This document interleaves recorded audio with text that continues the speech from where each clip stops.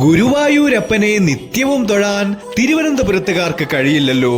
എന്നാൽ തെക്കൻ ഗുരുവായൂർ എന്നറിയപ്പെടുന്ന ഒരു ക്ഷേത്രം ഇവിടെ തന്നെയുണ്ട്. ഹായ് ഹലോ, എല്ലാവർക്കും നമസ്കാരം. തിരുവനന്തപുരം ജില്ലയിലെ അമ്പലമുക്കിൽ സ്ഥിതി ചെയ്യുന്ന പേരൂർ ശ്രീകൃഷ്ണസ്വാമി ക്ഷേത്രം ഗുരുവായൂരപ്പനെ തൊഴുമ്പോൾ കിട്ടുന്ന അതേ അനുഭൂതിയാണെന്നാണ് ഭക്തരുടെ അഭിപ്രായം.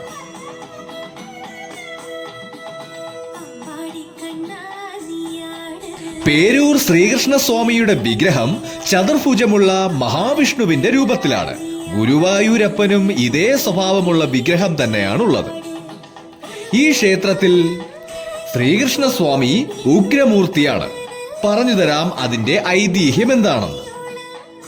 ഈ ക്ഷേത്രത്തിന്റെ ഐതിഹ്യം, ഉഗ്രമൂർത്തിയായ ഒരു ദേവീക്ഷേത്രമായിരുന്നു ആദ്യം ഇവിടം.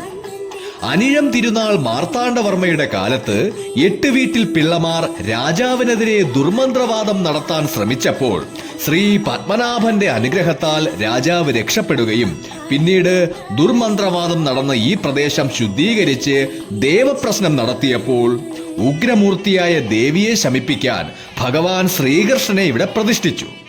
ഉഗ്രമൂർത്തിയായ ശ്രീകൃഷ്ണൻ എന്നാണ് അറിയപ്പെടുന്നതെങ്കിലും ഭക്തരുടെ ഹൃദയശുദ്ധിയോടെ വന്ന് പ്രാർത്ഥിച്ചാൽ പ്രാർത്ഥനകൾക്ക് ഏറ്റവും അനുഗ്രഹമായ ഭാവത്തിൽ തന്നെയാണ് പേരൂർ ശ്രീകൃഷ്ണസ്വാമി നിലകൊള്ളുന്നത്. അതോടൊപ്പം തന്നെ ഭദ്രകാളിയമ്മ, യക്ഷിയമ്മ, ഗണപതി, നാഗരാജാവ്, അയ്യപ്പൻ, മുരുകൻ, ശ്രീ മഹാദേവൻ, അങ്ങനെ ഒരു ദേവലോകം തന്നെയാണ് പേരൂർ ശ്രീകൃഷ്ണസ്വാമി ക്ഷേത്രം.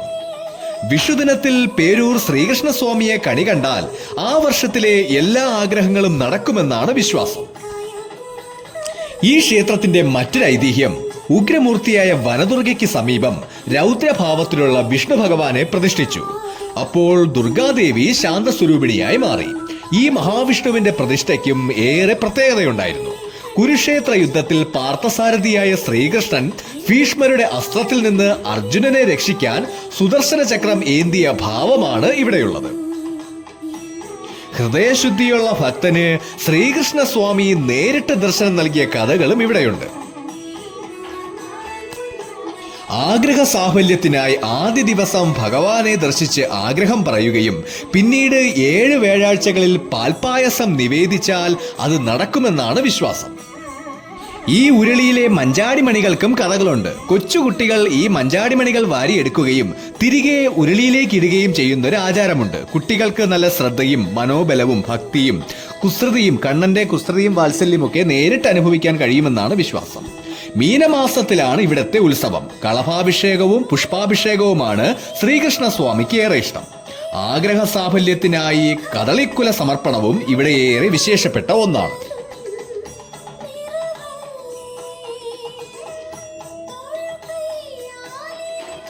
ശ്രീകൃഷ്ണ ചൈതന്യത്തിന്റെ ആത്മീയ ഉറവിടം തന്നെയാണ് പേരൂർ ശ്രീകൃഷ്ണസ്വാമി ക്ഷേത്രം.